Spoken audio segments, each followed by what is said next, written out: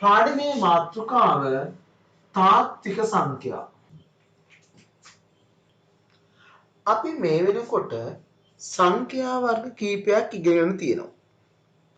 ඔත්තේ සංඛ්‍යා, ඉරට්ට සංඛ්‍යා, නිකිල, සදිස් සංඛ්‍යා, භාග සංඛ්‍යා, දශම සංඛ්‍යා ඔන්න ඔය වාගේ විවිධ වර්ගවල සංඛ්‍යා අපි මීට කලින් ඉගෙනගෙන තියෙනවා. හැබැයි ඔය සංඛ්‍යා වර්ග ගොඩක් ඉගෙන ගත්තට ගණිතයේදී අපට හම්බෙන්නේ සංඛ්‍යා කුලක වශයෙන් කීපයක් විතරයි. අන්නේ සංඛ්‍යා කුලක වලින් එකක් තමා නිකිල.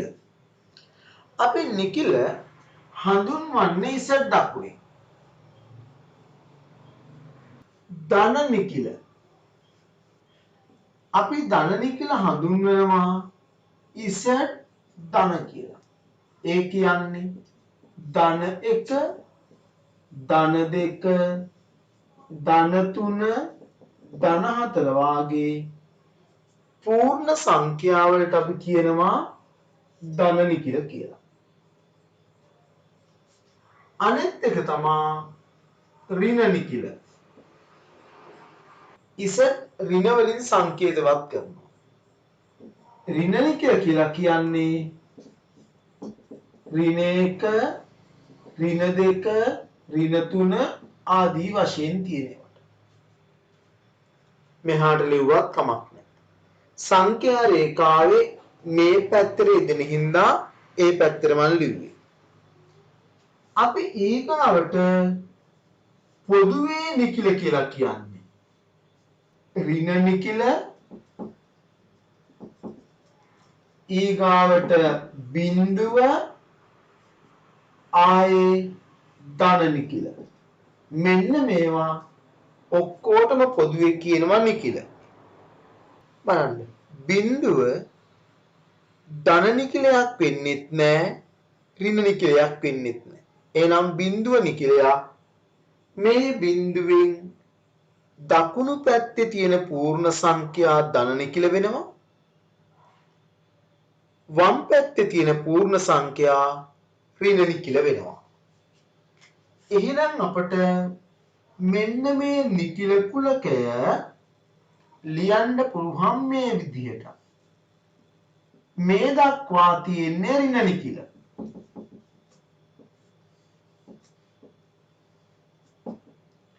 ඒකත් එක්ක එකතු කරගන්නවා. කුලකවලදී එකතු කරනවට කියන්නේ මේලය. මොකක්ද එකතු කරගන්නේ? බිඳුව. ඒකත් එක්ක නැවත එකතු කරගන්නවා මේ පැත්තේ තියෙන ධන නිකිල. නිකිල කියන්නේ ඍණ නිකිල වෙලයි ධන නිකිල වෙලයි බිඳුවයි කියන කොටස් ටික ඔක්කොගෙම එකතුවක්. අපි මේ පාඩමේ මුලින් ඉගෙන ගන්නේ පරිමේය සංඛ්‍යා. සංකේතය Q අකුර. සංඛ්‍යා කුලක තියෙන ලෝකයේ 5යි. ඒ 5ට විශේෂිත සංකේත 5ක් තියෙනවා. නිකිල වලට මේ ඉසඩ්. පරිමේය සංඛ්‍යා වලට Q. පරිමේය සංඛ්‍යාව අර්ථ දක්වන ක්‍රම කීපයක් තියෙනවා. කුලක අංකණයෙන් ලියලා පොඩ්ඩක් පෙන්නන්න. අපි x කියලා ගත්තොත් පරිමේය සංඛ්‍යාව මේ x කියන සංඛ්‍යාව ලියන්න පුළුවන් p බෙදීම q කියලා. හැබැයි p q අවයව වෙන්න ඕනේ z කුලකී. ඒත් එක්කම q අසමාන වෙන්න ඕනේ බිඳුවට. වචනයෙන් කිව්වොත් q කියන්නේ හරයනේ. හරය බිඳුව නොවුන. හරිද? හරය ශුන්‍ය නොවුන නිකිල දෙකක අනුපාතයකට අපි කියනවා පරිමේය සංඛ්‍යාවක් කියලා. තවත් ක්‍රමයකට කිව්වොත් ඕකම තමයි මේ කියන්නේ P නිකිලයක් වෙන්න ඕනේ Q ධන නිකිලයක් වෙන්න ඕනේ අපිට මේකේ කොහාට හරය ආවත් හරයට ධන ආවත් ඍණ ආවත් අපිට ඒක ලවයට දාන්න පුළුවන් භාග සංඛ්‍යාවක්. ඒ නිසා හරය ධන ගුණ නිකිල දෙක අනුපාතයක් කියලා කියන්නත් පුළුවන්. ඒ විදිහට බැලුවොත් අපි P කියන්නේ 5යි Q කියන්නේ 1යි කියලා ගත්තොත් 5 බෙදීම 1 කියන්නේ පරිමේය සංඛ්‍යාව. මේක එකෙන් බෙදුවට වෙනසක් වෙන්නේ නැහැ. එනම් 5යි. අපි ලවයට ගමු ඍණ 3 හරයට ගමු 1. ඍණ 3 එකෙන් බෙදුවොත් ඍණ 3. එහෙමනම් මේ තියෙන්නේ පරිමේය සංඛ්‍යාව. අපි P කියන්නේ 1යි Q කියන්නේ 2යි කියලා ගත්තොත් පරිමේය සංඛ්‍යාව. P කියන්නේ ඍණ 3යි Q කියන්නේ 7යි කිව්වොත් පරිමේය සංඛ්‍යාව. P කියන්නේ බිඳුවයි Q කියන්නේ 1යි. මුලින් කිව්වේ හරය තමා බිඳුව වෙන්න බැරි. ලවය බිඳුව වෙන්න පුළුවන්. ඒ නිසා මේ තියෙන්නේ පරිමේය සංඛ්‍යාව. මේක පරිමේයද කියලා උඩ තියෙන්නේ නිකිලයක් යට තියෙන්නේ නිකිලයක් නේ. එහෙනම් මේ දෙකම නිකිල මේකත් පරිමේයයි. ඔන්න දැන් වරද්ද ගන්න තැනට ආවා. 5 අපි 5 සඳහා යොදන්නේ මෙන්න මේක. හැබැයි 7න් 22 පරිමේය වුණාට මෙන්න මේක පරිමේය නැහැ. හොඳට මතක තියාගන්න. 7න් 22 කියන්නේ 5 සඳහා ආසන්න අගයක් විතරයි. නිකිල දෙකක අනුපාතයක් ලෙස ලිවිය හැකි සංඛ්‍යාවක් පරිමේය සංඛ්‍යාවක් ලෙස හැඳින්වේ. 1ට 2 ඒවා නැහැ. 10ට 2 ඒවා 5යි. 4න් 3 3ට නෑ බිඳුවයි. 30ට 4 ඒවා 7යි. 7ක් 4 28යි. අඩු කරන්න 2යි. 20ට 7 ඒවා 4 ඒවා 5යි. ඉතිරි වෙන්නේ නැහැ. 3න් 1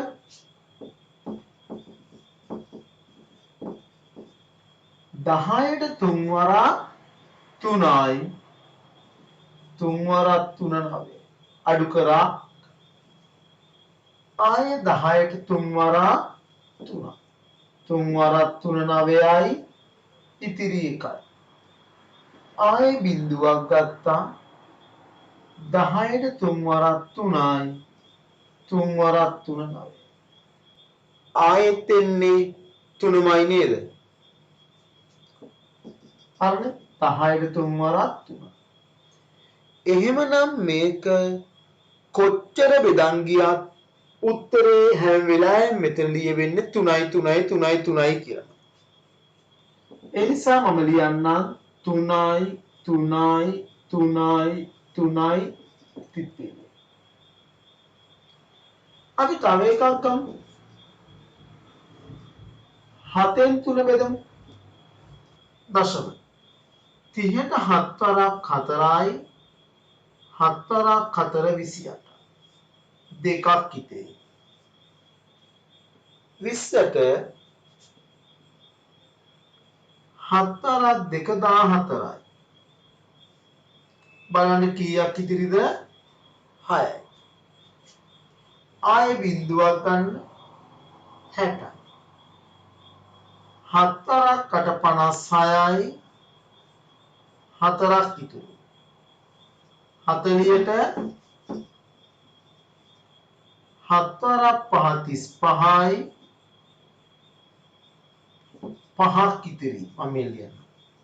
ආයේ බිඳුවක් ගත්තා. 4ක් 49යි 1ක් ඉතුරු. ආයේ බිඳුවක් ගත්තා. 10ට 4ක් 1යි 3ක් ඉතිරි. ආයේ බිඳුවක් ගන්න. 30ට 4ක් 4යි 28යි. ආයේ 2ක් ඉතිරි. ආයේ බිඳුවක් ගත්තා. 4ක් 2 14යි 6ක්. 4ක් 56යි 4ක් ඉතුරු. ආයේ බිඳුවක් ගත්තා. 4 5 35යි 5ක් ඉතුරුයි. 5න් 7. 7ට 5 ගොඩවල් 1යි. 2ක් ඉතිරි වෙනවනේ නේද? 20ට 5 ඒවා 4යි. ඉතිරි උනේ නැහැ. ඔන්න ඒක නම් ගොඩ ගියා. අපි බෙදමු 14 බෙදමු 9. කීයක් තියෙනවද? 1යි. අඩු කරා 5යි. දශම තියලා බිඳුවක් ගත්තා.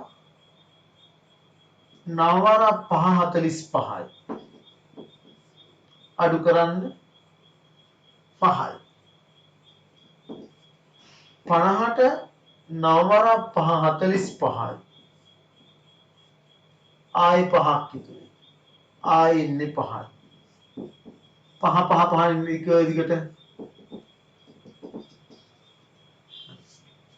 දැන් බලන්න මෙන්න මේ බෙදපු දෙකේ සහ තව එකක් තියෙනවා. මම ඒකත් ලියන්න.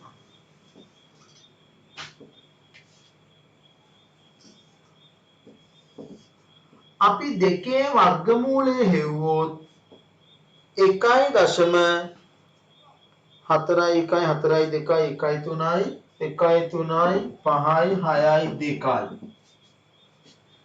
3 වර්ගමූලය හෙව්වොත් 1.7යි 3යි 2යි බිඳුවයි 5යි බිඳුවයි 8යි බිඳුවයි 8යි 1යි. මෙන්න මේකේ තියෙන එව්වා බෙදුවාම ඉවරයක් තියෙනවා. ආයේ බෙදන්න මොකුත් ඉතුරු වෙන්නේ නැහැ. අන්න ඒ වාගේ බෙදුවාම ඉවරයක් වෙන ඒවට අපි කියනවා අන්ත දශම කියලා. ඕනෑම පරිමේය සංඛ්‍යාවක් අන්ත දශමයක් ලෙස ලියන්න පුළුවන්.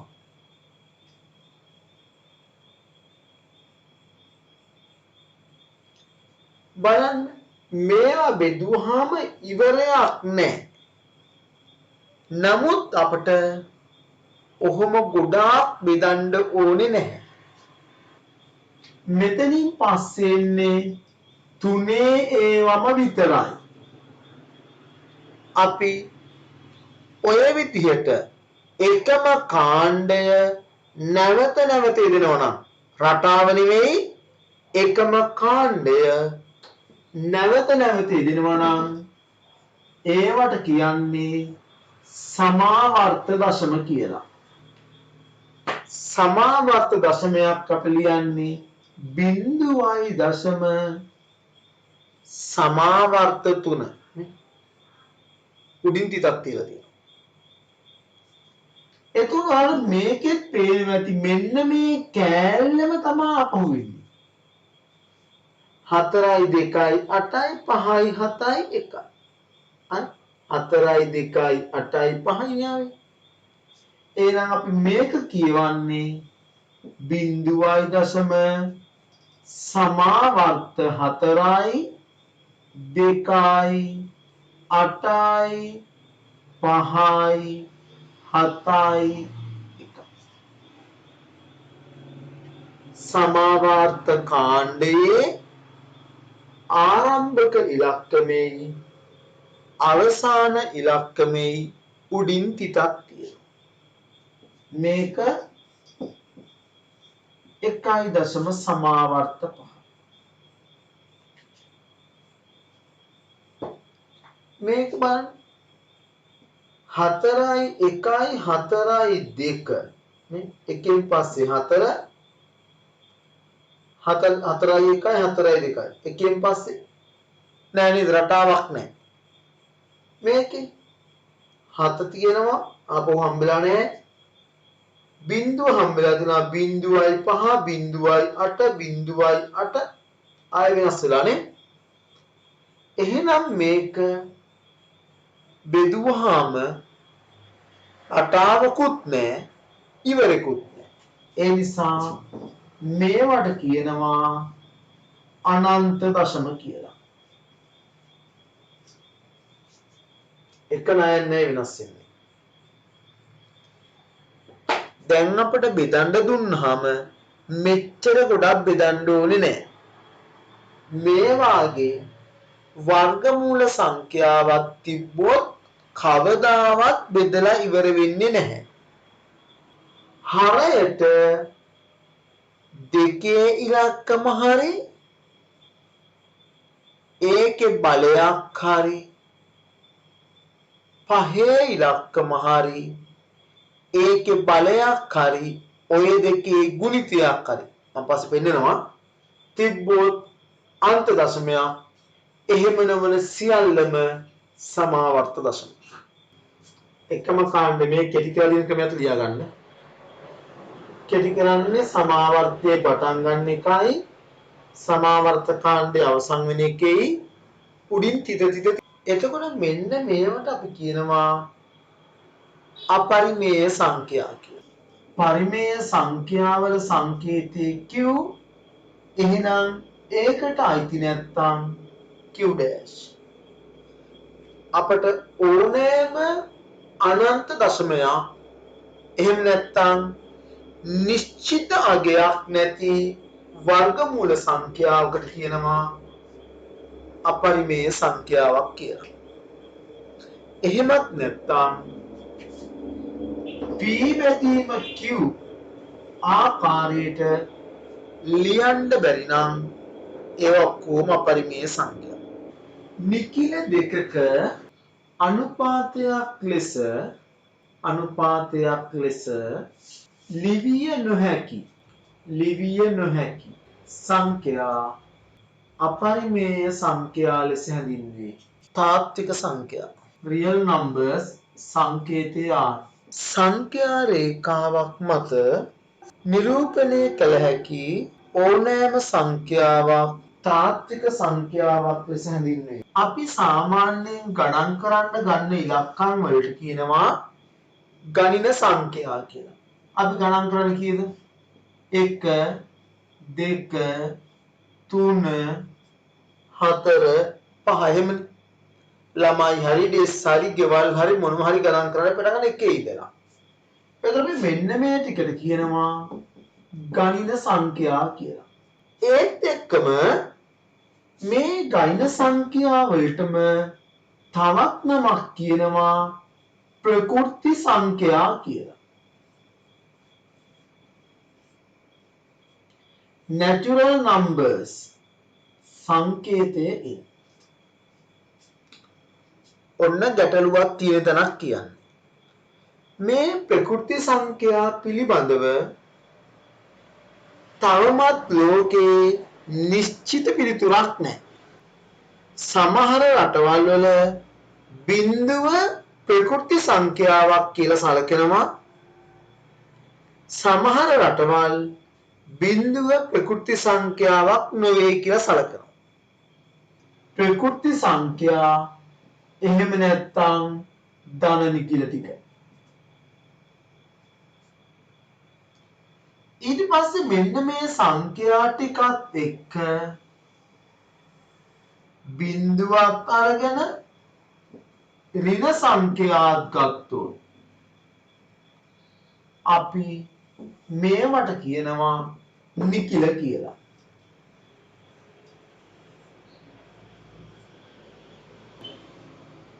මේ ධන නිකිල ටික බිඳුවක් ඍණ නිකිල ටික මෙන්න මේ වාගේ භාගත් ගත්තොත්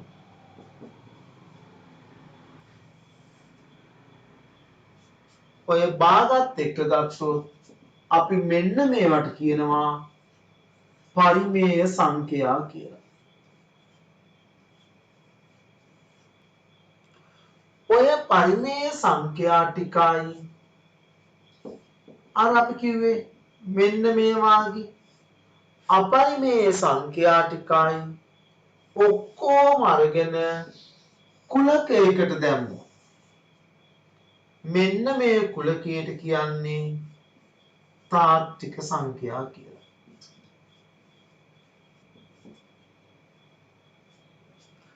මං කිව්වා ලෝකේ සංඛ්‍යා පද්ධති නැත්නම් කුලක පහක් තියෙනවා කියලා.